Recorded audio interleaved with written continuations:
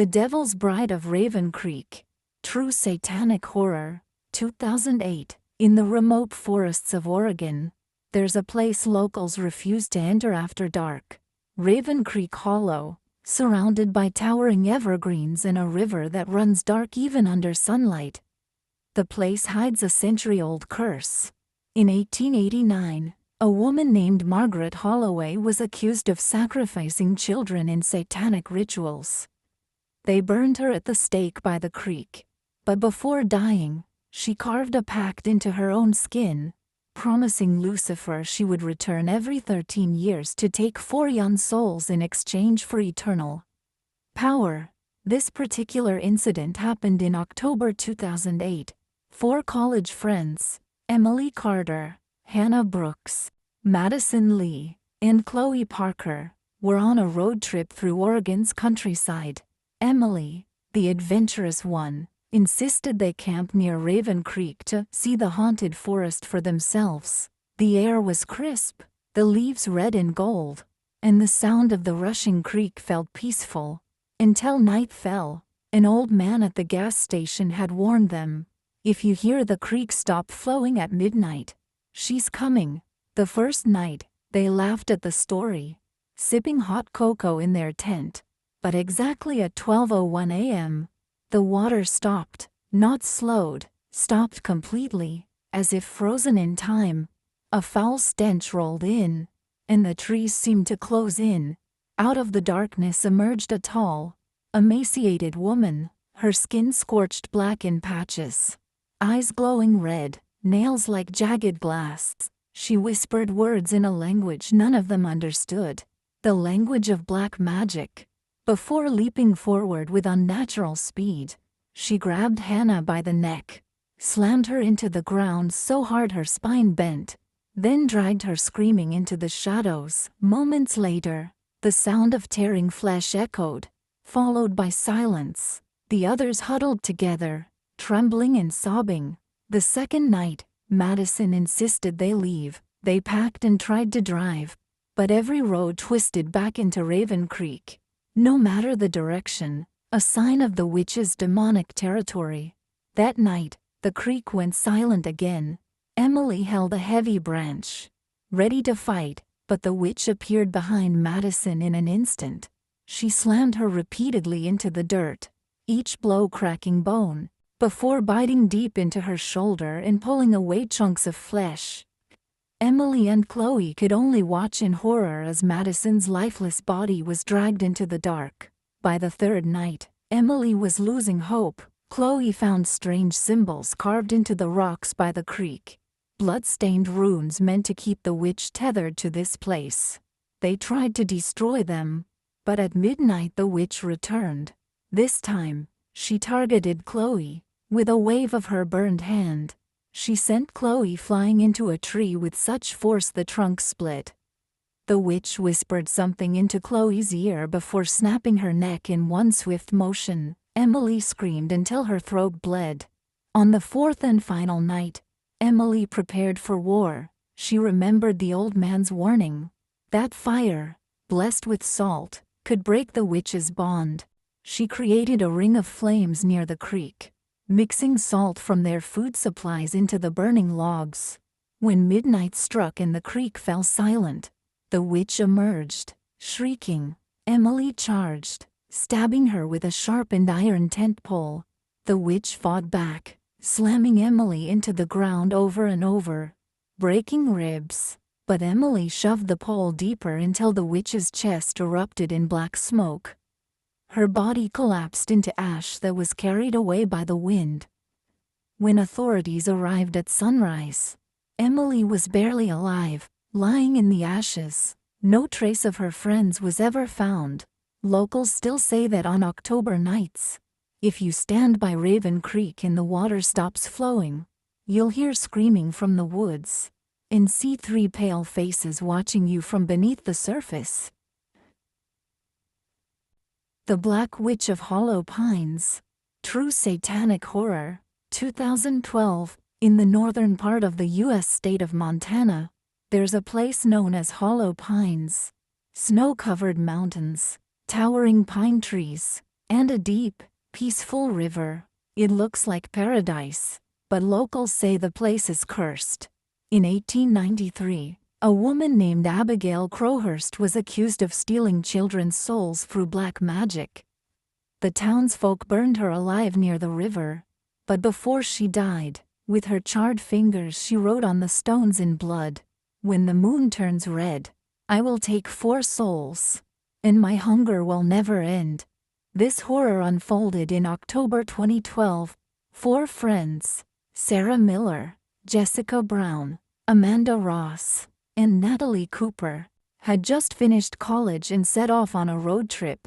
Sarah, fascinated by mysterious places, had read an old blog about hollow pines and convinced everyone to camp there. By day, the place looked serene, golden sunlight filtering through the trees, the river softly murmuring. No one knew that the peaceful scenery would turn into a nightmare after dark. On the first night, they were laughing around the campfire when, at midnight, the river's flow suddenly stopped. No splashes, no ripples, just absolute silence. A cold wind picked up, and in the shadows between the trees, something tall began to move. Then she appeared, black, charred skin, eyes glowing like red coals, mouth stained with blood. She spoke strange, guttural words of black magic and lunged at Jessica. Grabbing her throat, she slammed her onto the ground so hard that bones cracked, then tore into her neck with her teeth. Sarah and the others screamed. Screams that, locals say, still echo in that valley. The next day, they tried to leave, but every path led back to the same place. As if the world's map had changed, Natalie suggested it might be a satanic spell circle. On the second night, the moon turned blood red. The witch walked across the river's surface, smoke swirling from her hands. She grabbed Amanda by the hair, slammed her repeatedly into the ground, and when she went limp, ripped her throat out and dragged her away. Sarah and Natalie huddled by the fire, knowing one of them would be next. On the third night, Natalie held a knife, ready to fight, but the witch moved faster than human eyes could follow. She smashed Natalie against a tree trunk, whispered something into her ear, as if pulling her soul out, and her body went limp. Sarah, watching her friend fall, felt her tears turn to blood. The fourth night was the last. Sarah knew there was only one way to survive: destroy the blood-ridden curse Abigail had left. She poured salt over the runes carved into the riverside stones and set them ablaze. When the witch came, she screamed and lunged into the fire. But Sarah drove an iron rod through her chest. A black cloud of smoke exploded, and the witch's body crumbled to ash. At dawn, police found only Sarah, her clothes soaked in blood, her eyes empty, her 3 friends gone without a trace. Locals still say, if the moon turns red over hollow pines and the river goes silent, Abigail has returned, and she won't leave until she's fed on 4 souls. The Blood Moon Witch of Blackwater Creek, 2015. In the deep forests of Oregon, surrounded by emerald pines and silver mist, lies Blackwater Creek, a place so breathtaking it feels painted by God, yet cursed by something far older. Locals say the water turns black during the blood moon because of a witch named Evelyn Marrow, burned alive in 1878 for practicing black magic and making pacts with Satan himself. Before she died, she screamed, "When the river runs silent, I will return. I will take 4 souls to feed my eternal hunger." It was October 2015 when 4 friends, Emily Carter, Chloe Harris, Samantha Reed, and Lauren Mitchell, decided to explore Blackwater Creek during a camping trip. Emily had read about the place online in an abandoned forum. Photos showed golden sunlight cutting through ancient trees, crystal clear waters, and a riverbank littered with strange stone carvings. It looked perfect for their weekend getaway. The first day was magical.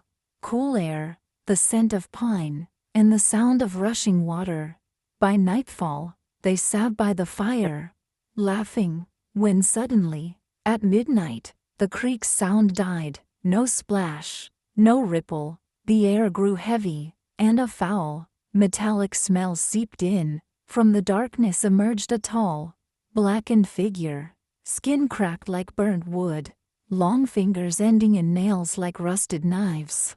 Her eyes burned red, and she whispered in a voice like gravel grinding.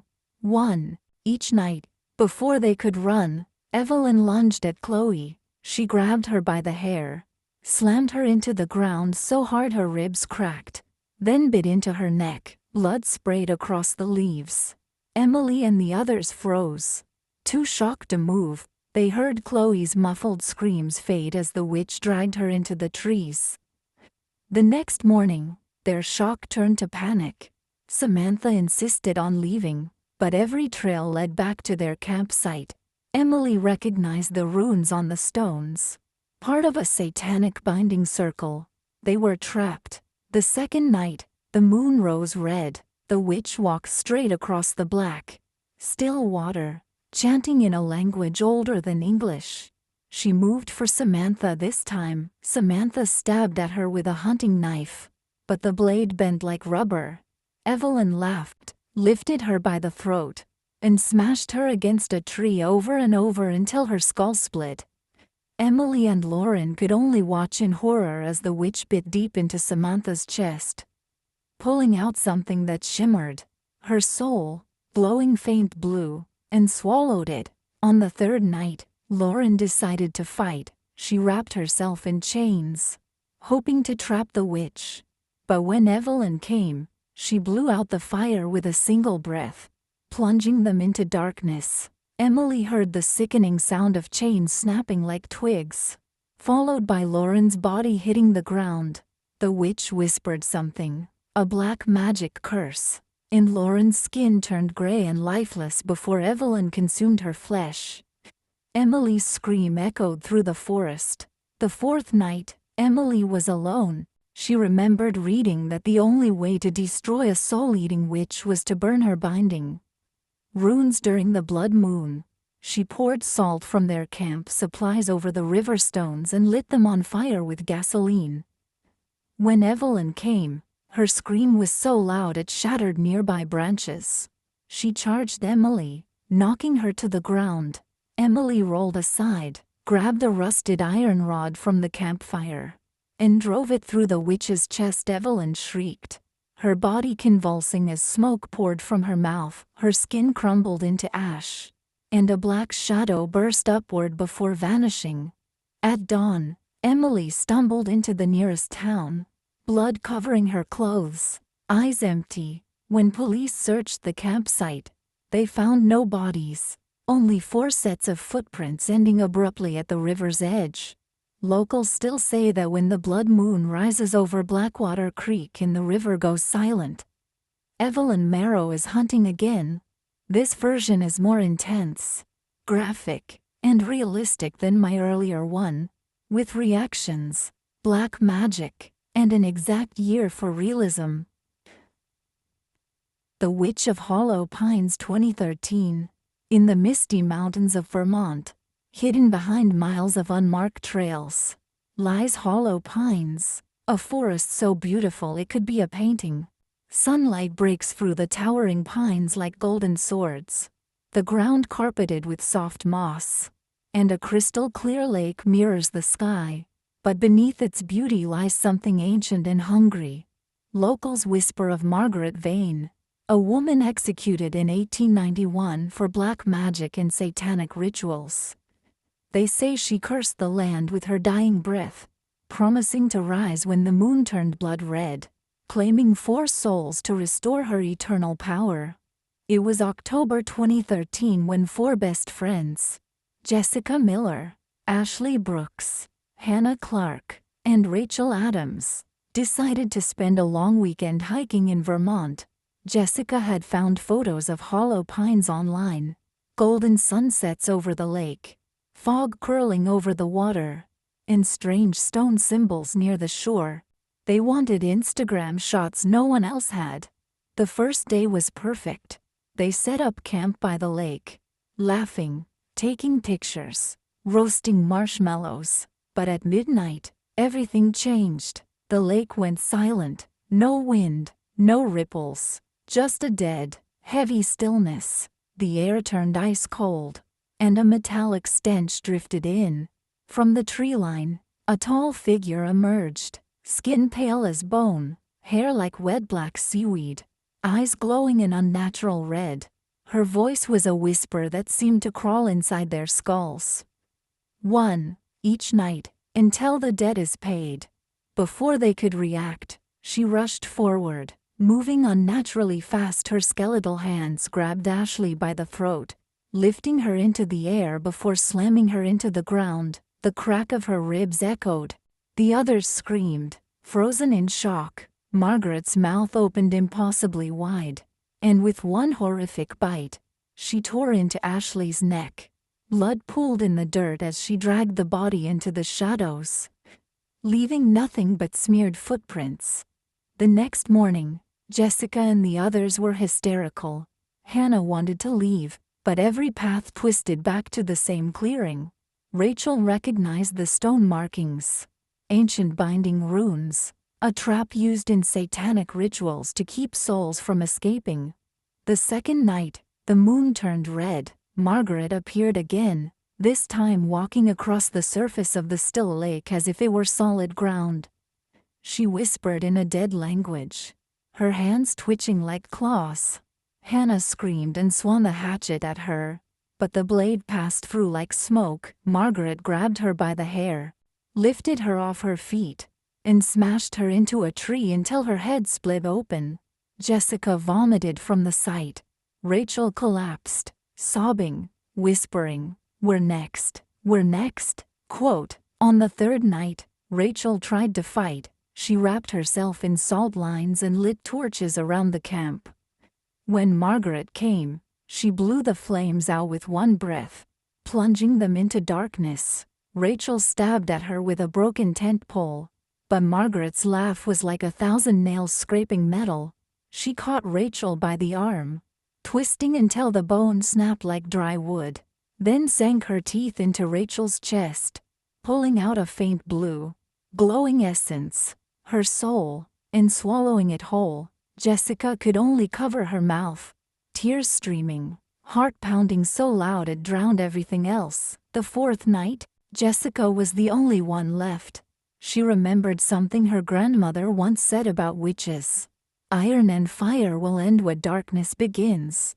She searched the forest for anything iron, finding an old rusted fence post half buried in the dirt. She sharpened it, soaked it in gasoline, and waited. When Margaret came, the witch was faster than ever. Eyes blazing, she knocked Jessica to the ground, clawing at her face, whispering curses that made the air shimmer. Jessica, bleeding and gasping, rammed the burning iron post into Margaret's chest. The witch let out a scream so inhuman it seemed to split the sky. Her body burst into black smoke, swirling upward before vanishing into the night. At dawn, Jessica stumbled into a ranger station, her clothes soaked in blood, her eyes hollow. Authorities searched Hollow Pines but found no trace of the other 3 girls.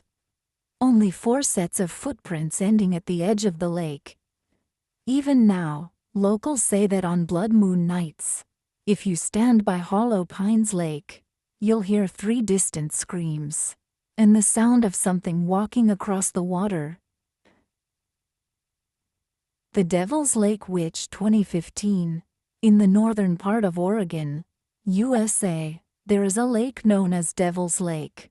During the day, it looks like paradise, blue waters, reflections of snow-covered mountains, and thick forests surrounding it. But according to locals, at night this lake becomes a gateway to another world. They say that in 1887, a woman named Abigail Crowhurst was accused of practicing black magic and making a pact with demonic forces. The villagers drowned her in the lake. Before she died, she cursed them, "When the blood moon rises, I will return for 4 souls." October 2015. Four best friends Emma, Sophie, Madison, and Chloe planned a trip to Devil's Lake. Emma had found beautiful pictures of the lake online and wanted to camp there for Instagram posts. They left Portland laughing, playing music, and reached the lake by sunset. The first day was peaceful. They lit a campfire, roasted marshmallows, and took selfies. But at midnight, the lake's water suddenly became still. The forest fell silent, and the cold air turned icy. From the surface of the water, a woman emerged, pale, corpse-like skin, long wet black hair, and eyes as red as blood. Her lips moved, and a cold whisper filled the air.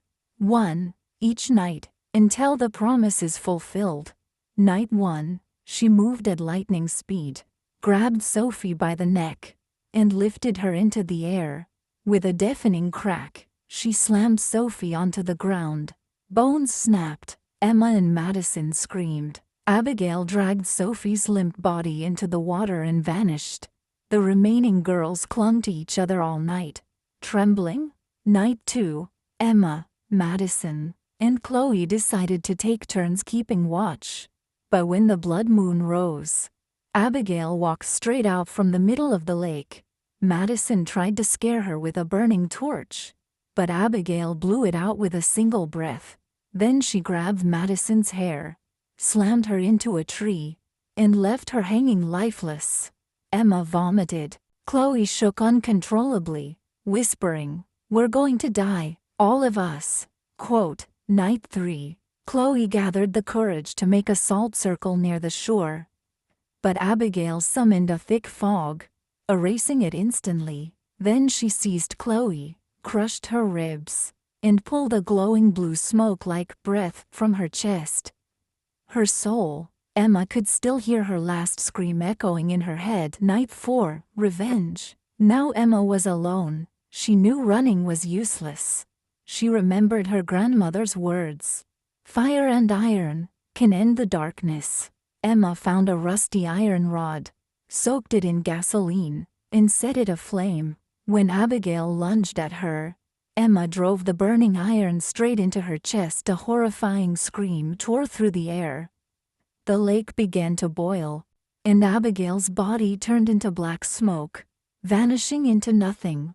By morning, Emma, covered in blood and shaking, reached the police station. No bodies were ever found, only 4 sets of footprints that ended at the lake's edge.